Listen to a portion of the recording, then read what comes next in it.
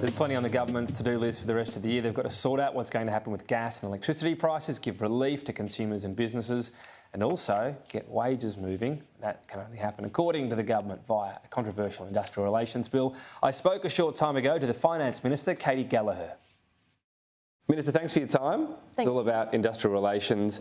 The government keeps saying we need to get wages moving. They are moving. 3.1% increase in September. That's the fastest growth in a quarter since 2013. Yeah, so that's welcome. I mean, we've had a decade of stagnant wages, so seeing starting to see the increase in wages is good, but we still want to fix the bargaining system, and we know that the bargaining system hasn't been working, and the whole purpose of the industrial relations reforms is to get that back where it needs to be, to give bargaining power to workers and bring employers to the table. And we'll continue to argue for that over the course of this fortnight, hopefully in a position to get it through. Private sector is actually up more than public as well. So if you want to do your bit, does the federal government need to go out and be a lot more generous with public servants? Well, the public sector definitely has a role to play, and we have seen sort of wage restraint in the public sector, particularly through the pandemic and things, as budgets have had to realign and go into other spending priorities. We tried in this first offer to go to 3%, which is higher than what was being offered under the former government. We're going to have to manage that going forward. So, but you say 3%'s not moving enough for the private sector. So, shouldn't you be offering more for the public than 3%? Well, I don't know that I've said that in the private sector. I mean, we wanted to see wages growth. I think if you look at public sector wages, they have been sitting in around 2.5%. We're offering 3% as an interim offer under our wages policy. We're developing up a wages policy to go over, from September next year, and we'll look at some of these. I mean, part of the issue as well for me, with my finance hat on, as well as public service hat, is the budget pressures. So we have to be looking at how we're managing the budget, but providing reasonable wage offer to public servants. As in something that's a real wage increase, which 3% isn't. No, it's not a real wage increase, and we haven't pretended it is. I mean, obviously with inflation where it is, I don't think anyone's pretending that we would be offering wages in the order of 6 or 7%.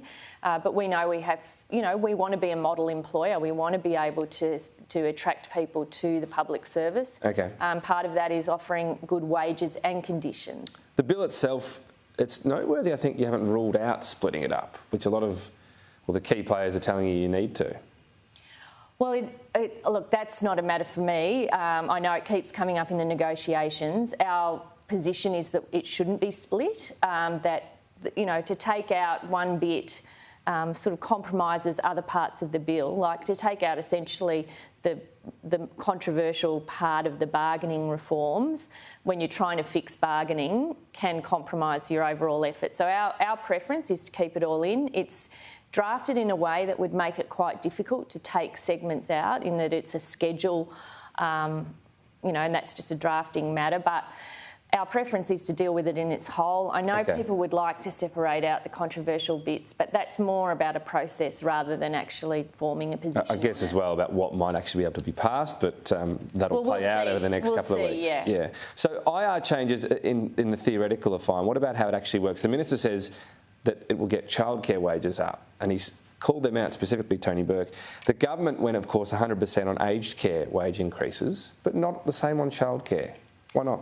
Well, on the aged care one, that was before the Fair Work Commission, so that was a case that was taken there for a work value case, and the government has been clear we've got a significant role to play there in addressing aged care workers' wages.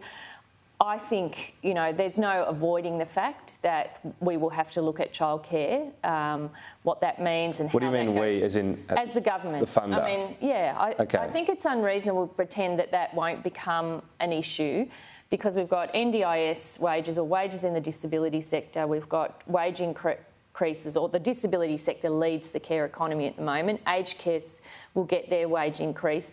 Childcare's left behind at the moment. Exactly. And we know what will happen. You'll see movement between the care economy, as you would expect, if you can go and get a better paid job somewhere else, and that will place pressure on early education and care. So, look, I've had some early meetings with the childcare sector, with unions. It's a real issue, and we're going to have to manage that as well. So the sector, if there's a pay increase, the sector would generally pass that on. That's what would happen, right? Yes. Yes, in the absence of, other ways of providing that increase. But in that situation, so we know childcare is essentially funded with a government subsidy. So if a parent at the moment is paying 50% and getting a 50% government subsidy, a pay increase for childcare workers would mean parents are paying 50% of that in that circumstance. That's how it would play out? Well, again, it would... Look, I mean, it's hard to speak about hypotheticals. You'd have to understand...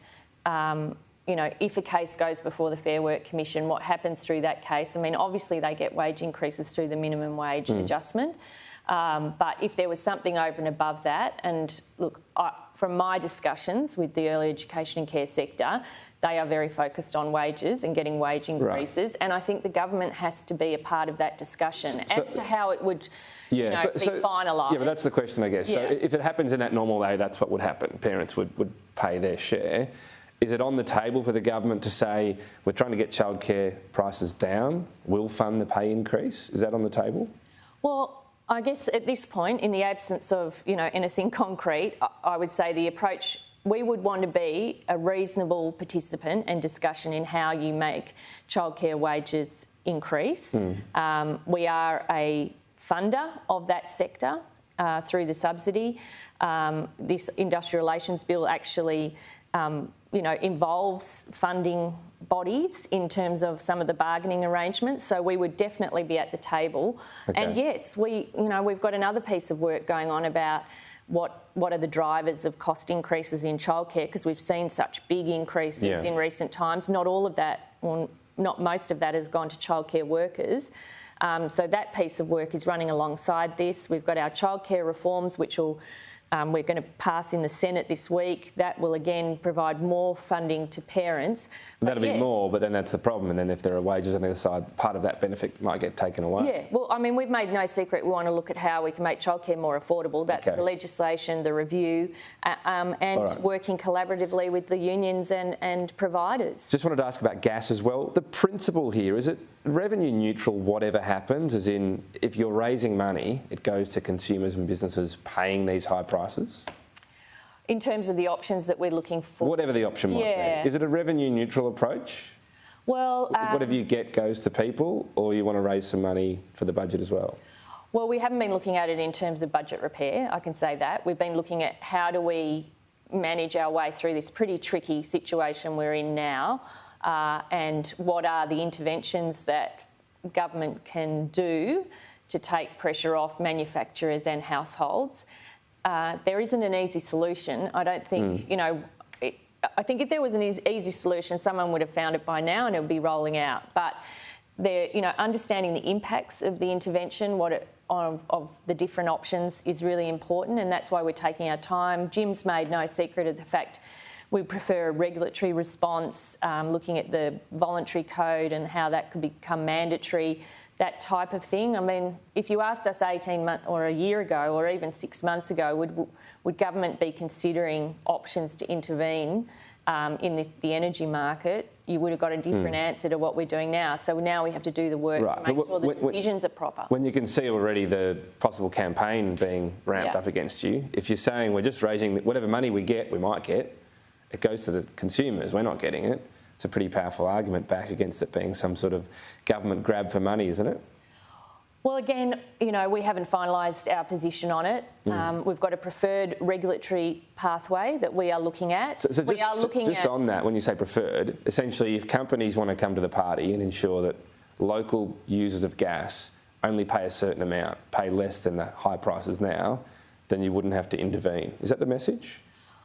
Look, I think working with the companies and looking at what can be done to take pressure off local manufacturers and businesses and households, is sensible. But we are looking at other options too, because, these price rises are happening now. The 20% ones coming through, that was over the last 12 months. We've got others coming this way. We've got businesses telling us that they're in real strife. All right. we've got to look at what is the best way to intervene. But as I said, Tom, none of these are easy decisions, and understanding the impacts of those interventions is important too. Finance Minister Katy Gallagher, thanks for your time. Thanks very much, Tom.